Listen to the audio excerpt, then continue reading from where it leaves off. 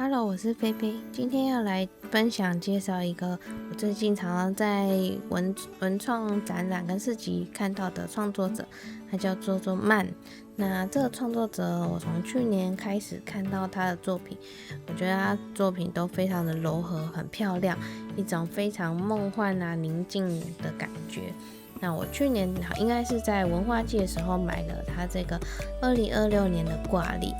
然后现在就是其实已经好多年没有用挂历了，然后从今年开始又开始使用，然后是因为我在那个市集的时候看到他这个作品，我觉得他画风真的非常漂亮，所以就买了。好，那他也非常用心，他在下面的就是月历的部分是有做虚线，所以每个月看完之后也可以把月历时效性的部分就是剪掉，然后或是撕掉，就可以当一幅海报装饰，我觉得是很棒，很贴心。然后它的画图就是这样，非常柔美，很漂亮，然后淡淡的色系我非常的喜欢。然后也有出很多明信片明信片都有特殊的工艺，像是有浮雕之类的，很漂亮。然后我现在就每天挂在房间里，每天都会看着它的月历，觉得非常的好看。这就是我买的第一个商品，然后是2026年的挂历，希望它明年也会出。那我今天会特别想要分享，是因为我这次买了它在文具展推出的新品，它是这2个邮票造型的纸胶带。这应该是特点送的卡片，那我们就来跟大家分享一下。然后这个现在我手上拿的这个是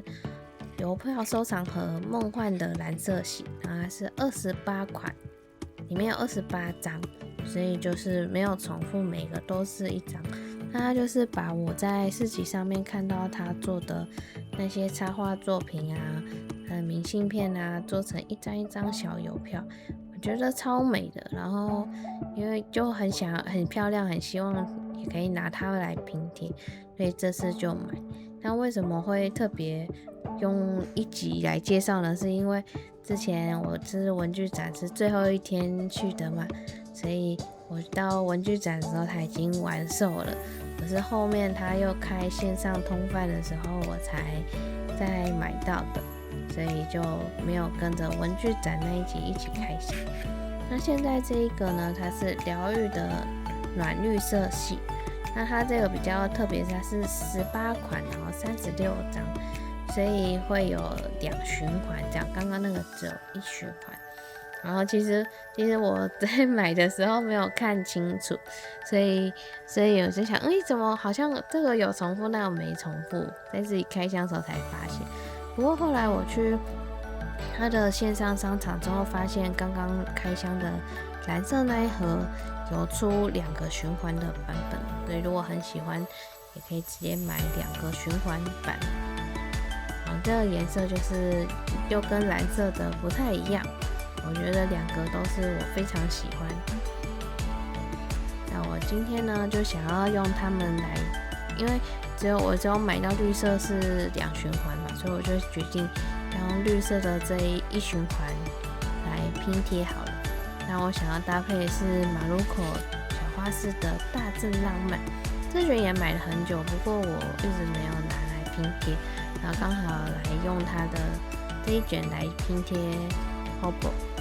我觉得Maruco的画风也是这样水彩风的，很漂亮。然后之前也喜欢用Maruco搭配比较很像画风景画的水彩的那种胶带，所以我想这2个应该会蛮搭的。那我们接下来就开始来拼贴。